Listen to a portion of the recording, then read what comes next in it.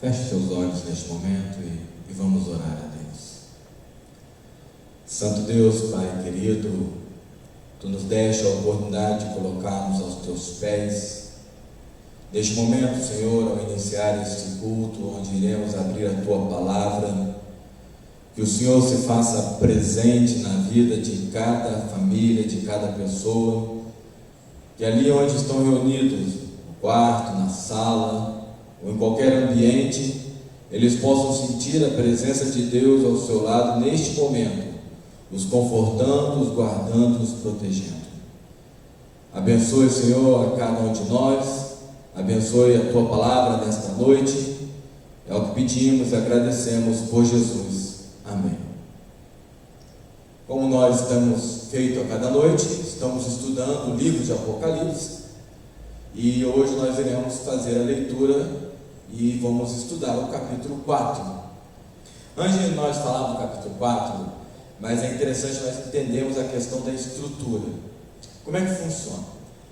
De acordo com o comentário bíblico adventista, eu trouxe esse aqui de baixo, que vocês podem ver, é o volume 7 do comentário bíblico da Igreja Adventista do Sétimo Dia. Ele diz assim: o Apocalipse consiste de 4 divisões ou cadeias de profecias. Capítulo 1 ao capítulo 3, as 7 igrejas. Do capítulo 4 ao capítulo 8, no primeiro versículo, os 7 selos. Do capítulo 8, versículo 2 até o versículo 11, ou capítulo 8, as 7 trombetas. E os eventos finais da grande controvérsia, do capítulo 12 até o capítulo 22. No livro Estudos sobre Apocalipse, temas introdutórios, volume 6, esse livro é onde vários teólogos, em 1980, um grupo de 114 teólogos, se reuniram para discutir alguns temas em relação ao Apocalipse. E na página 207 eles falam assim: a estrutura literária divide o livro de Apocalipse em 2 grandes seções. Uma seção histórica, do capítulo 1 ao capítulo 14, que enfatiza a experiência da igreja, os eventos relacionados durante a era cristã. E uma seção escatológica, que nós vamos entrar mais à frente, que é do capítulo 15 a 22, que focaliza principalmente os eventos do fim dos tempos e o fim do mundo. Então nós podemos ver que são 2 divisões. Alguns teólogos e grupos de pensamento teológicos, eles divergem no capítulo onde termina, onde começa o histórico escatológico. Mas todos entram no bom senso de que há o processo histórico e há o processo escatológico. Nós estudamos o capítulo 1, que é a introdução, estudamos o capítulo 2, o capítulo 3, as 7 igrejas, que são as fases da igreja, o período histórico, e agora vamos entrar no capítulo 4, que é a introdução, junto com o capítulo 5, a entrada dos 7 selos. Vamos ler o versículo 1 então, capítulo 4, versículo 1 de Apocalipse. Depois dessas coisas, olhei e eis que estava uma porta aberta no céu, e a primeira voz como de trombeta ouvira falar comigo, disse: sobe aqui e mostrar-te as coisas que depois dessas devem acontecer.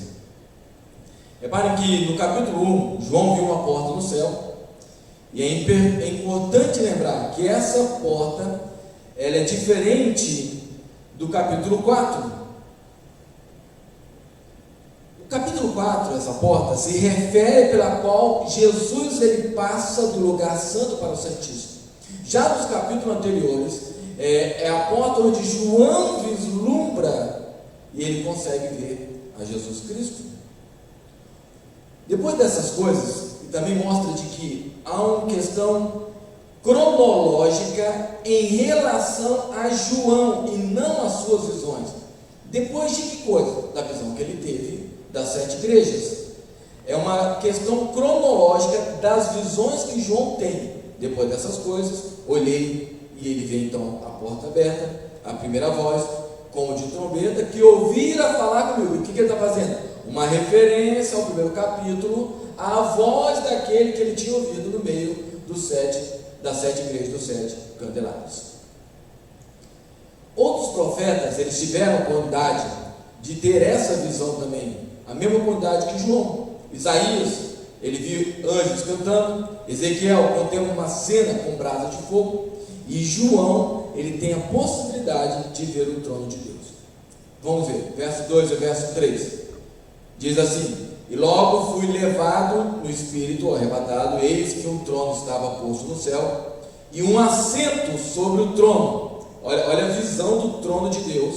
Vocês podem ver em algumas imagens. E o que estava sentado era da aparência semelhante, aí fala 3 pedras: jaspe, sardônica e arco celeste. Estava ao redor do trono e parecia semelhante a esmeralda. Algumas versões mudam aí as palavras, né? E ali fala jaspe, sardônio, né? E a pedra de jaspe, sardônio, ao redor do trono, um arco-íris, né? Está falando aí, um arco celeste estava ao redor do trono, que parecia semelhante a esmeralda. O livro de Hebreus confirma a existência de um santuário no céu. Se você for no livro de Hebreus, vê que há um santuário celestial.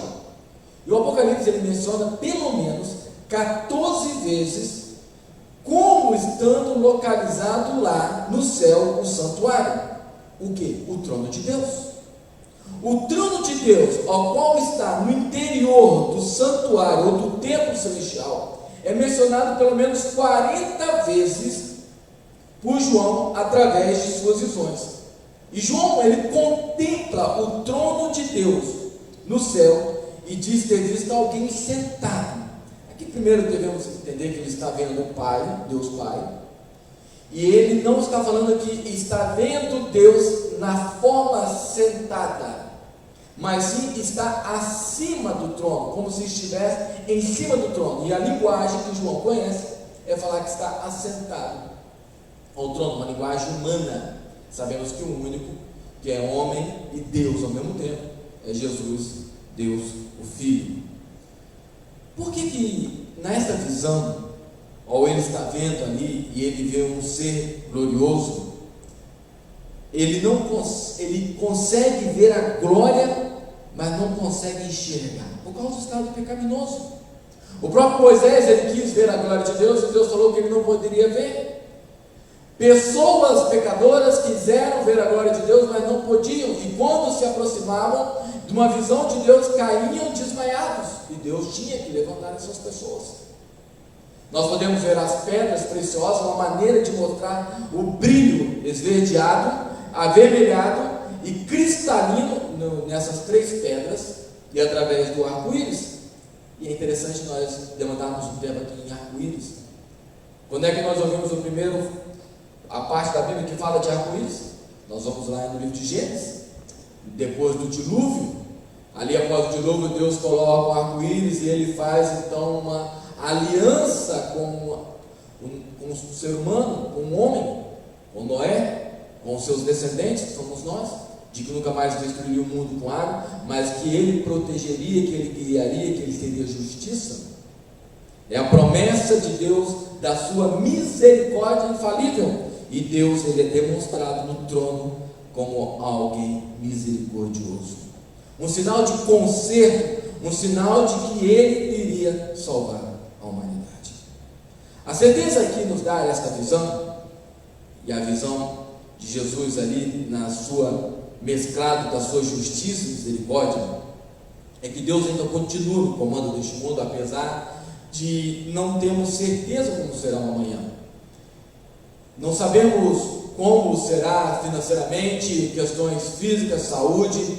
Não sabemos como vão ser amanhã, daqui uma semana, 15 dias, se vai durar essa quarentena mais do que 40 dias ou menos.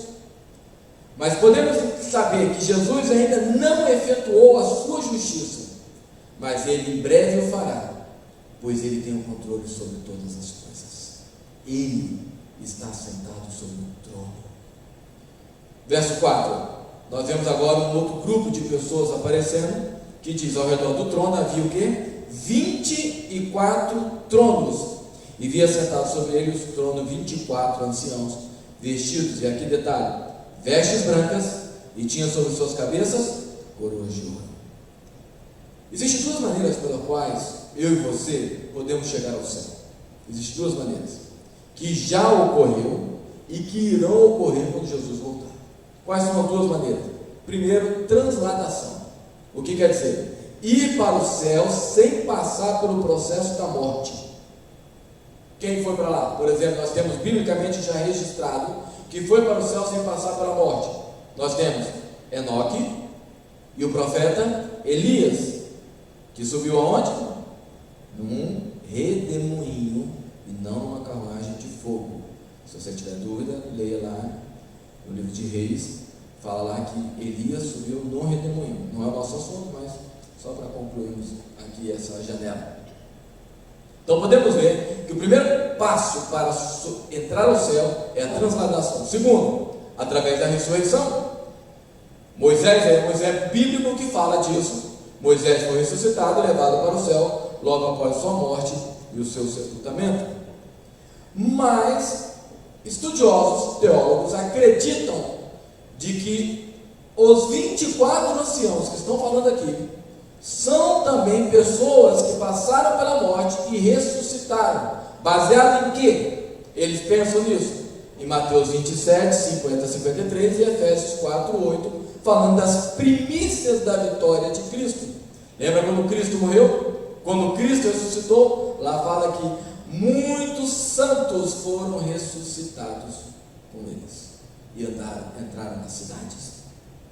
Então, alguns teólogos acreditam que os 24 anciãos, a linha mais forte do pensamento, de que são aqueles que ressuscitaram, que representam cristãos de cada século até a morte de Cristo, que se mantiveram firmes e ali estão representando. Por isso que vestes brancas, eles estão ali com o caráter, a glória de Deus e a coroa de ouro, que representa um símbolo de vitória. Um símbolo de vitória estar ali no céu. Verso 5. Qual é a imagem ou qual é o cenário que nós podemos ver ali? Diz assim: do trono saíam relâmpagos, vozes e trovões, e diante do trono ardem 7 tochas de fogo, que são 7 Espíritos de Deus. Em outras versões falam 7 lâmpadas de fogo, as quais são 7 Espíritos de Deus. João contemplou basicamente a mesma cena quando Deus entrega os 10 mandamentos, as tábuas, para Moisés, lá no Monte Sinai. E lá o povo, quando você termina Êxodo capítulo 20, e você vai lá no versículo 18 até o versículo 17, ele está relatando os 10 mandamentos, e a partir do versículo 18 ele fala então trovões e relâmpagos, e o povo chega para Moisés e fala: olha, fala você com Deus, porque nós iremos perecer. E ali a imagem é de relâmpagos e trovões.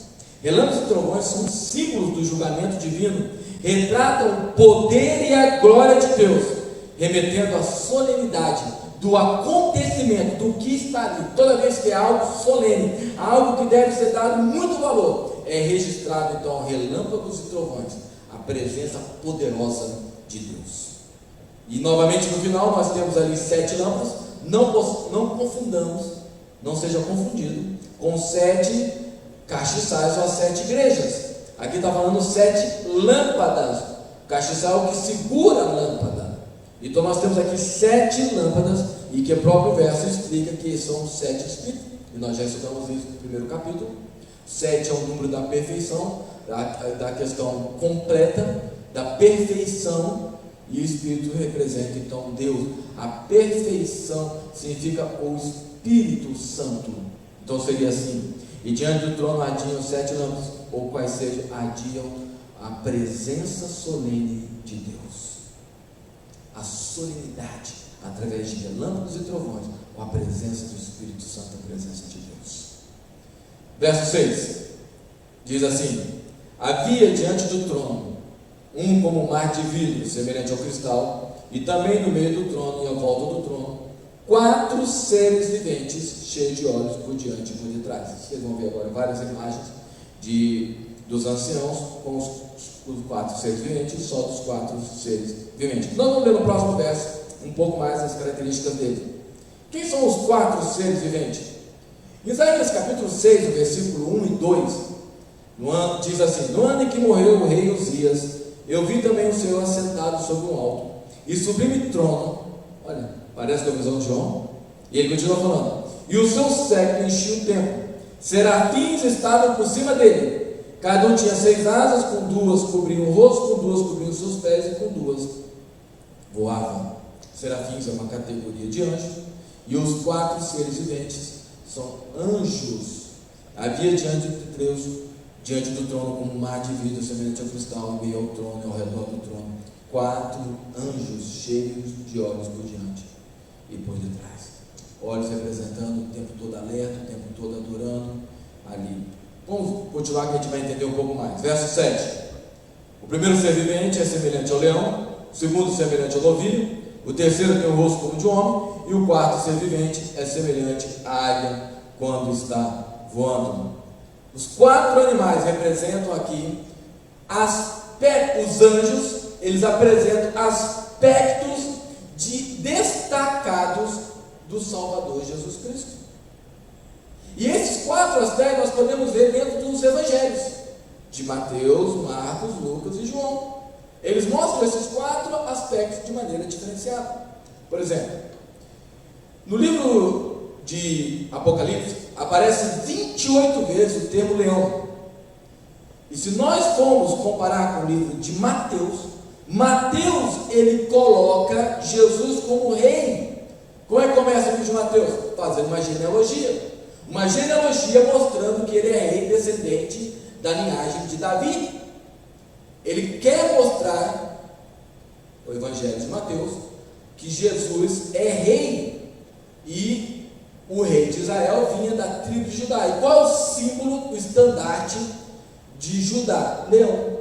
O leão representa o rei da floresta, referindo-se ao leão da tribo de Judá, aquele que é rei dos reis. No Evangelho de Marcos já é diferente.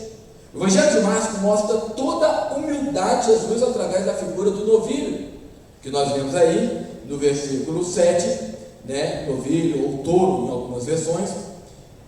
É um animal. Para que o novilho era usado, ou é usado até hoje? Um animal de serviço, um animal que é símbolo de servidão. E Marcos mostra Jesus que veio à terra para servir, representa o aspecto ministério de Jesus. Eu vim para salvar, eu vim para servir. Ele não veio para ser adorado, para ser servido. Marcos mostra o aspecto do novilho, além de ser rei, além de receber toda a glória, mas ele também veio para servir. O aspecto desse serafim, desse anjo. Terceiro, Lucas. Qual é o terceiro ser vivente? Em forma de homem. Lucas já mostra o lado humano de Jesus. Como é que Lucas o chama o tempo todo no seu evangelho? Filho do homem. Eis o filho do homem, eis o filho do homem, o tempo todo. O aspecto em que Cristo, ele sai do seu trono, ele sai do seu reduto de adoração, e ele se torna homem para poder salvar a humanidade. E por último nós temos o quarto, águia. Acredito que talvez fosse nos dias de hoje, o Evangelho de João, ou o próprio João, do livro de Apocalipse, usaria algo talvez como um avião a jato ou uma espaçonave, porque isso seria para representar Jesus um lugar mais alto, uma visão maior, representa que Jesus tem uma visão privilegiada, alguém que é capaz de chegar aos altos céus. E o primeiro capítulo de João apresenta Jesus como Deus, o seu lado divino, o seu lado mais alto que existe naquela época. A águia era o símbolo maior dessa visão que poderia existir. Em outras palavras, João apresenta através do quarto animal, ou do quarto ser, a águia voando, de que ele está acima de tudo e que ele pode ver e compreender tudo que acontece ao nosso redor. Verso 8, vamos lá no verso 8, diz assim: e os 4 seres viventes, tendo cada um deles, respectivamente, nós já lemos isso aqui anteriormente, agora, em Isaías 6, 1, 2, diz lá: e os 4 seres viventes, tendo cada um deles, respectivamente, 6 asas, estão cheios de olhos ao redor e por dentro, não tem descanso, nem de dia nem de noite, proclamando: Santo, Santo, Santo é o Senhor Deus, o Todo-Poderoso, aquele que era e que há de vir. João tem o privilégio de contemplar a adoração e louvores prestados a Deus.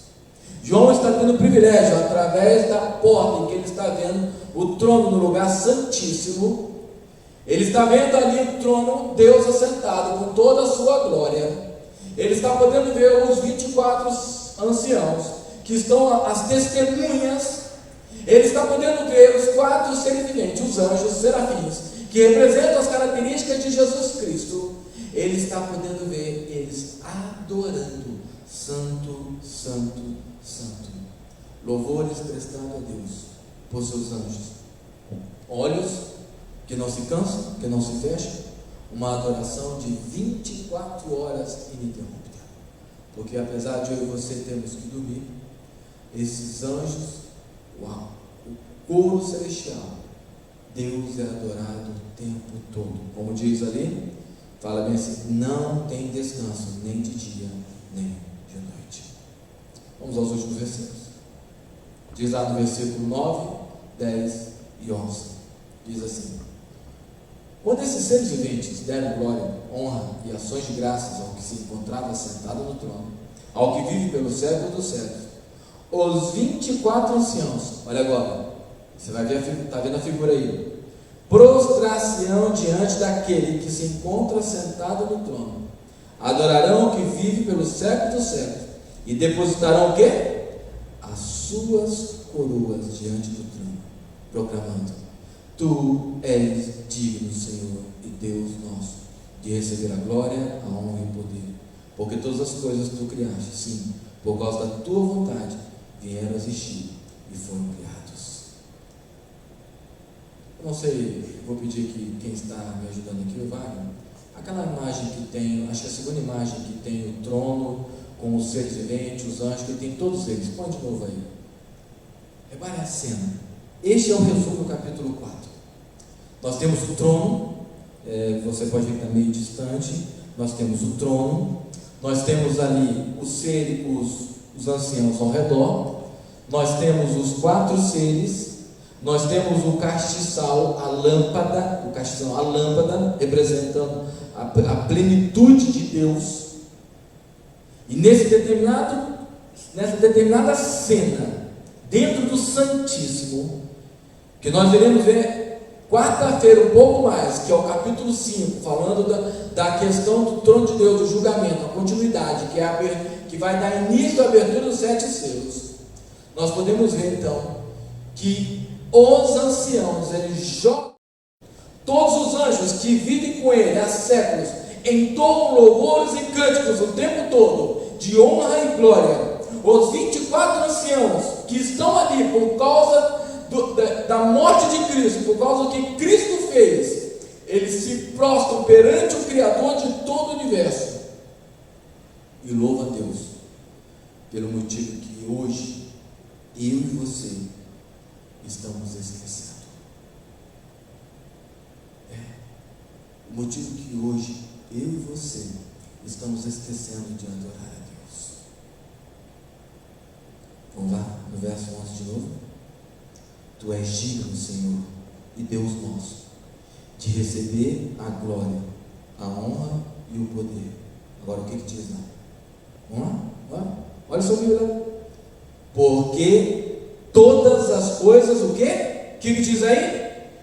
Tu criaste. Sim, por causa da tua vontade vieram existir e foram criadas. Nós lemos lá no capítulo 1 de Apocalipse que essa é uma mensagem de Deus sobre Jesus, dada ao anjo enviado a João para quem? Os seus servos. E não é para que todos possam entender, mas os servos de Deus entendem. Há muitas pessoas que leem Apocalipse e fazem 1000 interpretações errôneas porque não conseguem compreender. Quem consegue compreender? Os servos de Deus. Quem?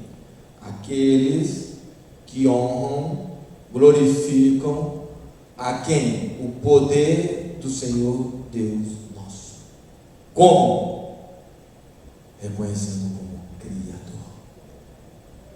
Não é uma evolução, Deus não criou como alguns cristãos ou pseudos cristãos falam que Deus criou para que o mundo evoluísse, ou como aqueles que não são cristãos, que acreditam que houve uma evolução do nada, de acordo com a sua vontade, vieram a existir por amor a mim e a você. Deus nos criou e Deus não nos abandonou. Jesus é a figura central de louvor dos anjos, daqueles anciãos.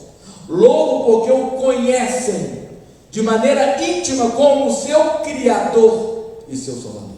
Jesus, ele só pode se tornar o meu Salvador quando eu reconheço como meu Criador. Não tem como eu, sendo cristão, reconhecer a salvação de Cristo se eu não reconheço que Ele me criou. Não tem como Cristo salvar-nos. Não tem como eu me colocar à disposição de Cristo encher a minha vida e transformar o meu ser se eu não acredito na sua criação. A visão do trono, que um dia nós teremos o privilégio de estarmos no céu e podemos ver este cenário, ela se dará somente aos servos de Deus que adoram a Deus, reconhecendo como o Criador. Deus, Ele é exaltado, não quando eu me ajoelho para orar, não quando eu prego um lindo sermão, não quando eu estou cantando louvores a Deus, não quando eu vou à igreja ou faço um culto em casa, não quando eu faço qualquer ato de adoração neste mundo, mas Deus é exaltado porque Ele é o Criador da minha vida e da sua vida. Ele é o nosso Criador e doador. Ele que nos dá a vida, concede e nos mantém. Não é um H1N1, H2N2, não é uma gripe suína aviária, não é um vírus, coronavírus ou Covid-19, não é outras coisas que possam acontecer, não é terremoto, tempestades, não é os eventos que as profecias de Mateus 24, de Daniel e Apocalipse estão dizendo que vão determinar a minha adoração a Deus, mas sim o reconhecimento. E você e eu estamos reconhecendo a Jesus como nosso Criador? Sabe, muitos, eu falei isso um pouco ontem, muitos estão indiferentes espiritualmente. A indiferença não é porque não aceitam as doutrinas de Deus, é porque não estão reconhecendo Ele como Criador e mantenedor. Você e eu queremos ser salvos, porque aceitamos a Jesus como nosso Salvador, mas isso é consequência do primeiro passo, de reconhecê-lo como nosso Criador, porque um dia Ele veio neste mundo vazio, sem forma, e criou este mundo, criou o primeiro casal, deu a vida a cada um de nós. O pecado entrou, e Ele veio e restaurou a possibilidade de sermos salvos, a entregarmos a nossa vida a Ele, e Ele virá novamente, para que nós possamos ter a visão que João teve do trono, para que nós possamos estar nos céus com o nosso Salvador e o nosso Criador. Mas tudo isso porque Ele nos criou e Ele ainda está vivo hoje. Deixe Cristo viver na sua vida, que Ele possa viver como Criador e seu Salvador. Que Deus possa abençoar você e a sua família no seu lar, na sua casa, onde você está agora, e nós possamos um dia ter o privilégio de ter a visão do trono de Deus e tirar as nossas coroas e colocar aos pés de Cristo, porque Ele é o nosso Criador, porque Ele nos criou e nos salvou. Feche seus olhos e oremos a Deus.